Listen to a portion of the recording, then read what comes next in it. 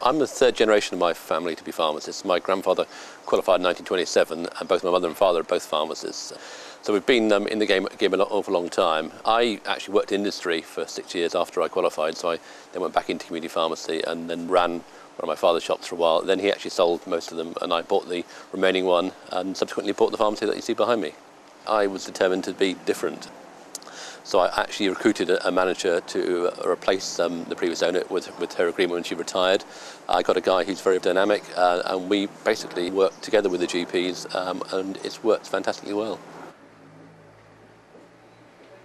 Repeat dispensing, for instance, was a problem. They had a very, very low uptake of repeat dispensing, didn't really understand how it worked, and because of that, they were failing to meet their PCT targets. We sat down with them and said, look, we've got a problem. You issue 84-day prescriptions. We could do with 28-day prescriptions to make it fair. Why don't we use repeat dispensing as a tool for us getting 28-day prescribing and you getting your repeat dispensing? And now we actually do probably 30–40% of our scripts are all repeat dispensing, and it's all managed from here. It saves them an awful lot of time with their patients at the counter, and the patients love it. Category M was an immediate effect. I opened my FP34 and there was a top line figure less than I'd been used to for the previous 12 months. I had wholesale bills to pay, I had staff to pay, I had new premises to fund. So what do? I looked at ways of increasing the turnover, looked at some of the enhanced services, and the first one stood out was MURs. MURs are very important. I qualified MURs on the day that we were the 1st of October when you were able to do them, and the first year I did about 2. 18 months ago, I realised how important MURs were. When the target was 400, I realised that if I didn't start now, I'd never get anywhere near 400. So I started bit by bit, tackling a few patients who were very, very friendly, first of all. We realised actually it was quite fun. They enjoyed it, they told their friends. The staff began to understand how the system worked, and they started asking patients at the counter, have a chat with George about your medicine for 10 minutes. And now, last year we did 125. This year, hopefully we'll double that. Patients love it. I mean, they love independent pharmacy. They love the fact they can go into the pharmacy and see myself or see my manager Gareth here, and he will deal with their problems. They love the actual look of the pharmacy. It's a great professional place to work in, and the patients love it because it's a great, clean, lovely, bright environment, very modern, completely transform the way that they viewed their pharmacist. And the fact that these services are available to them, they begin to realise how much more there is that pharmacy can offer them.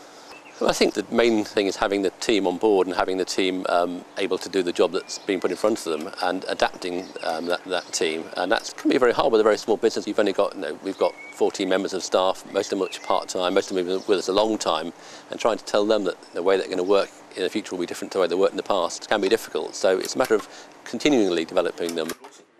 Yes, technology, MURs for instance. When we had the paper MURs, had to write out the paperwork, that was the barrier.